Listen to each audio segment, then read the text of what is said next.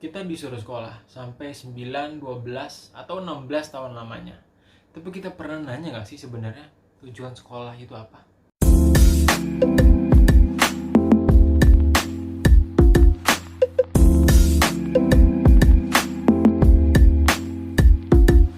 Halo, kalian yang sedang menonton video ini, gue Ikhlas dan selamat karena kalian telah mendarat di channel kecil gue.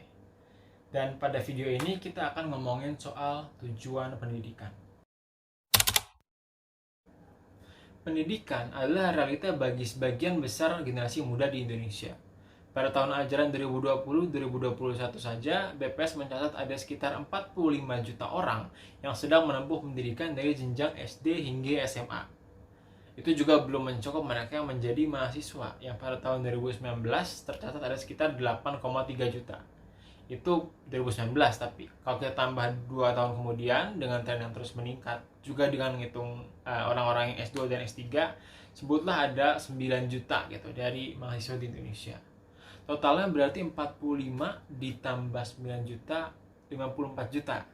Dan 54 juta itu berarti berapa persen dari populasi Indonesia ya? 254 bagi 270 kali 100, 20%. Berarti itu sekitar 20% dari populasi Indonesia atau 1/5 dari 270 juta orang. Angka yang besar tersebut merupakan hasil dari usaha pemerintah sejak dulu yang memprioritaskan pendidikan.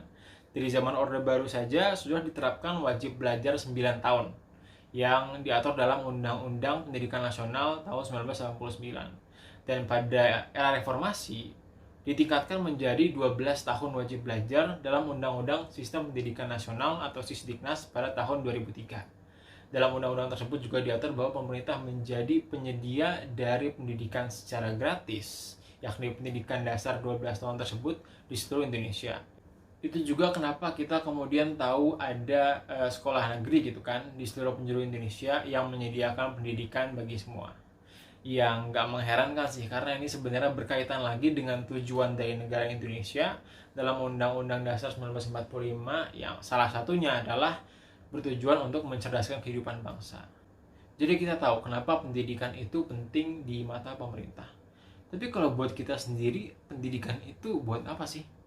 Kenapa pemerintah mau membiayai puluhan juta orang setiap tahunnya untuk mengikuti pendidikan? Dan kenapa kita juga mau susah-susah menghabiskan belasan tahun hidup kita untuk sekolah?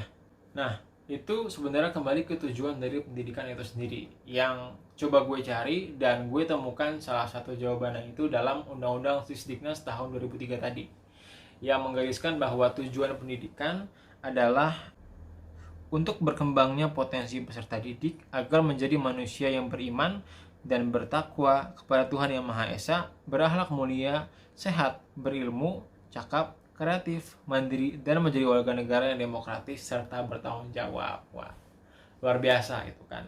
Gak heran sih kenapa ada pelajaran penjaskes kan dulu. Ternyata kita emang diwajibkan menjadi warga negara yang sehat. Gitu. Tapi ya di luar itu, definisi-definisi seperti ini sebenarnya agak susah dipahamin buat gue gitu. Dan kayaknya buat orang lain juga. Karena definisinya yang cenderung meluas dan agak umum gitu. Definisinya nggak concise dan jelas variabel-variabelnya kayak di jurnal-jurnal ilmiah yang gue pelajarin. Meski begitu, ada sih yang bisa gue ambil dari definisi tersebut. Yakni bahwa pendidikan di Indonesia ada 3 tujuan utamanya. Yang pertama adalah pengembangan karakter, yang tadi beriman, bertakwa, dan berakhlak mulia. Yang kedua adalah pengembangan kompetensi pribadi, yang tadi berilmu, cakap, kreatif, dan mandiri. Dan yang terakhir adalah bahwa peserta didiknya diekspektasikan untuk menjadi warga negara Indonesia yang ideal, yakni yang demokratis dan bertanggung jawab. Cuman yang namanya definisi kan sekedar definisi gitu, di atas kertas, di dalam undang-undang. Tapi apakah benar definisi tersebut yang kemudian diimplementasikan dalam sistem pendidikan kita? Dan apakah itu yang dipahami masyarakat mengenai tujuan dari pendidikan? I'm not sure. Berdasarkan pengalaman gue, lebih ke ada 2 pandangan utama sih terkait tujuan dari pendidikan itu, yang sekarang akan coba gue angkat dua-duanya. Pandangan pertama, yang menurut gue juga cukup luas dipahami di masyarakat, adalah bahwa ya kita sekolah itu untuk mendapat penghasilan yang lebih baik, untuk kerja gitu kan. Kalau kalian dulu malas sekolah, pasti kalian pernah diingetin kayak gini sama orang tua kalian. Sekolah sana. Kalau kalian nggak sekolah, nanti jadi pengangguran loh. Belajar yang pintar biar dapat pekerjaan yang bagus. Atau ya yang mirip-mirip kayak gitulah. Dan nggak cuma dari sisi peserta didiknya aja, tetapi dari sisi institusi pendidikannya juga. Kenapa sekolah kedinasan banyak diminatin? Karena kalau kita masuk sekolah kedinasan, karir kita juga udah terjamin gitu kan. Nanti dapat penempatan, kita jadi PNS. Sama juga SMA sekarang kan banyak dinilai, ada SMA favorit, ada SMA yang enggak, yang dilihat dari seberapa banyak lulusannya kemudian masuk perguruan tinggi negeri favorit. Dan di perguruan tinggi negeri juga sama, dilihat jurusan mana sih yang dia prospek kerjanya paling bagus, yang gajinya paling tinggi, yang kemudian menjadikan ya ada beberapa jurusan itu jadi lebih favorit dari yang lainnya, kayak kedokteran gitu misalnya, yang kadang-kadang juga berujung kepada biaya pendidikan yang lebih tinggi. Sama kayak waktu gue lagi cek-cek juga website S2 di luar negeri, itu banyak yang langsung ngehubungin sama karirnya nanti gimana. Oh iya, lulusan kami banyak di multinational companies, lulusan kami kerjanya di PBB gitu kan, dan lain sebagainya. Intinya fokus pendidikan kita sekarang lebih ke situ, di mana peserta didiknya itu mencari sekolah-sekolah dengan prospek kerja yang terbaik, dan sekolah-sekolah juga jualannya ya bahwa kita memiliki prospek kerja ke depan yang terbaik gitu. Dalam hal ini, pendidikan berarti dikaitkan dengan mobilitas sosial, yakni bagaimana orang bergerak naik atau turun di antara kelas-kelas sosial. Dan kelas-kelas sosial ini sendiri ada karena stratifikasi sosial, yakni klasifikasi kelas berdasarkan salah satunya itu faktor-faktor sosioekonomi. Dan kalau orang sekolah, maka fokusnya adalah untuk mendapatkan mobilitas naik atau upward mobility. Dalam konteks mobilitas sosial, pendidikan dilihat sebagai faktor yang semakin penting, meski bukan satu-satunya faktor, karena masih ada faktor lain seperti keluarga dan juga budaya. Suatu penelitian di Amerika Serikat pada tahun 2001 misalnya menemukan bahwa para lulusan sarjana itu memiliki gaji yang 2 kali lebih tinggi dibandingkan para lulusan SMA. Dan ini nggak cuma suatu fenomena yang terjadi di Barat, tetapi juga di seluruh dunia, termasuk di Indonesia. Karena dengan pendidikan yang lebih tinggi, juga terbuka kesempatan-kesempatan kerja yang baru. Dari data BPS didapatkan bahwa rata-rata gaji awal lulusan SMP adalah 2 juta. Sementara itu lulusan SMA 2,75 juta. Sementara itu lulusan sarjana itu 4,6 juta. Jadi lebih tinggi. Bisa dibayangkan lebih tinggi lagi kalau lulusan S2 dan juga S3. Dan ini juga baru gaji awal ya, atau starting wage, yang seiring waktu akan meningkat. Tetapi jika starting wage lebih besar, maka peningkatannya akan semakin lebih besar juga. Jadi semakin kerasa perbedaannya. Ya intinya begitu, bagi mereka yang melihat pendidikan sebagai sarana untuk mencari penghidupan yang lebih baik, sekolah ya memang untuk kerja. Terhadap pandangan seperti ini, juga banyak sebenarnya orang yang nggak sepaham. Dan mereka nggak melihat pendidikan hanya sebagai usaha untuk mencari kerja. Pendidikan lebih dari itu. Yang berseberangan dengan anggapan pendidikan untuk bekerja ini adalah tujuan pendidikan untuk memanusiakan manusia. Ini terutama diutarakan banyak oleh sastrawan, akademisi, filsuf, atau kritikus pendidikan lainnya kan, yang melihat sekarang pendidikan semakin dangkal untuk menjadi alat mencari pekerjaan semata. Salah satunya adalah filsuf Amerika John Dewey yang menyatakan bahwa education should be viewed as a process of living, not as a preparation for future living. Jadi John Dewey ini mengangkat suatu perspektif yang lebih holistik dalam melihat pendidikan sebagai bagian dari hidup, berlawanan dengan pandangan reduksionis yang membagi-bagi hidup menjadi beberapa tahap, salah satunya pendidikan untuk persiapan kerja. Hal ini juga senada dengan pemahaman yang cukup populer bahwa pembelajaran adalah proses panjang hayat atau education is a lifelong process. Jadi memang tidak terkungkung dalam ruang-ruang kelas semata gitu. Untuk lebih jelasnya lagi, dari tujuan pendidikan yang memanusiakan manusia ini adalah untuk meraih kesempurnaan kemanusiaan dalam ketidaksempurnaan manusia. Ngerti nggak? Oke, jadi untuk menjelaskannya, coba kita merujuk ke Aristoteles. Aristoteles menentang dualisme Plato dengan mengusung monisme, yakni bahwa jiwa, tubuh, pikiran, dan perasaan yang semuanya menjadi satu kesatuan dari manusia itu sendiri. Dari keempat aspek tersebut pasti selalu terdapat ketidaksempurnaan, baik itu jiwa yang rapuh, tubuh yang sakit, pikiran yang merusak, atau perasaan yang negatif. Memanusiakan manusia adalah proses belajar untuk menerima dan memperbaiki ketidaksempurnaan manusia, yang itu sendiri merupakan proses yang tidak berujung, alias terus-menerus dan kontinu.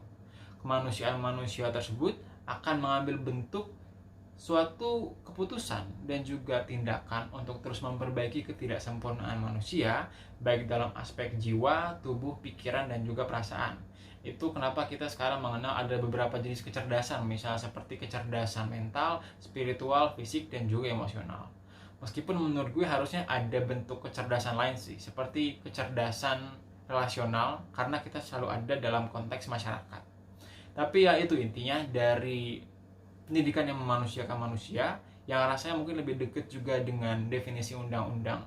Tapi gue masih kurang dapet konkretnya itu sebenarnya apa sih hasil akhir dari pendidikan yang memanusiakan manusia. Kedua perspektif yang berbeda ini menurut gue secara sendiri-sendiri agak susah untuk menghadirkan suatu gambaran yang pas dari tujuan pendidikan. Yang satu rasanya terlalu idealis, tapi yang satu lagi juga terlalu reduksionis.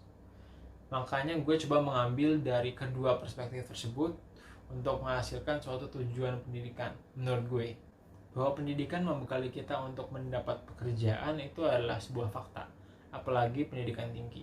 Karena dengan pendidikan yang lebih tinggi, orang-orang juga memiliki kesempatan untuk mendapat pekerjaan dengan gaji yang lebih tinggi juga.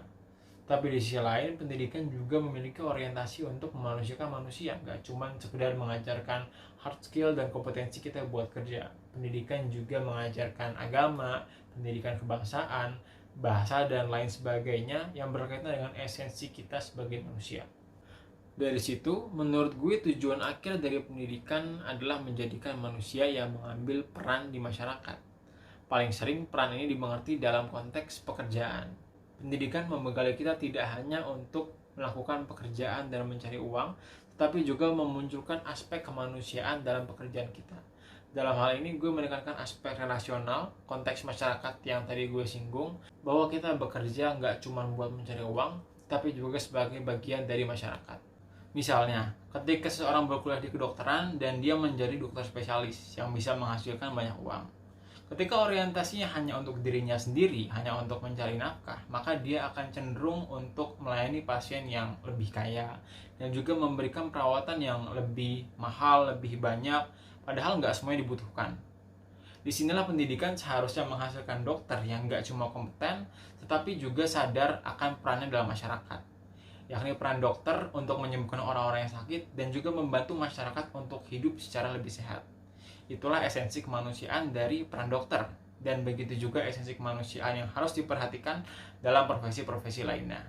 Selain itu, pendidikan juga mendorong kita untuk mengembangkan kemanusiaan dalam dimensi personal kita. Kemanusiaan dalam dimensi personal ini berarti kita mengembangkan diri kita melalui olah jiwa, olahraga, olah pikir, dan juga olah rasa. Sekaligus dalam dimensi sosial terkecil kita, di lingkungan teman, keluarga, dan lingkungan terkecil lainnya, harus terjalin hubungan yang baik. Jadi hidup tidak hanya sekedar kerja-kerja aja dan menjadi budak kapitalis. Bahkan pekerjaan sendiri juga seharusnya dimengerti dalam konteks holistik kehidupan. Dengan ini, ultimate goal dari pendidikan adalah menghasilkan manusia yang memahami kemanusiaan tidak hanya secara holistik tetapi juga secara praktikal. Kemanusiaan yang pada akhirnya mendorong kita untuk memastikan peran kita di dalam masyarakat sekaligus perkembangan kita secara individu, sehingga kita menjadi manusia yang seutuhnya. So, that's it from me tentang tujuan pendidikan. Kalau kalian punya pendapat sendiri soal apa itu tujuan pendidikan, boleh banget tulis saja di kolom komentar di bawah ini. Dan gue juga akan sangat berterima kasih kalau kalian mau like dan subscribe untuk bantu gue mengembangkan channel yang kecil ini. Oke, itu aja buat video kali ini. See you next week.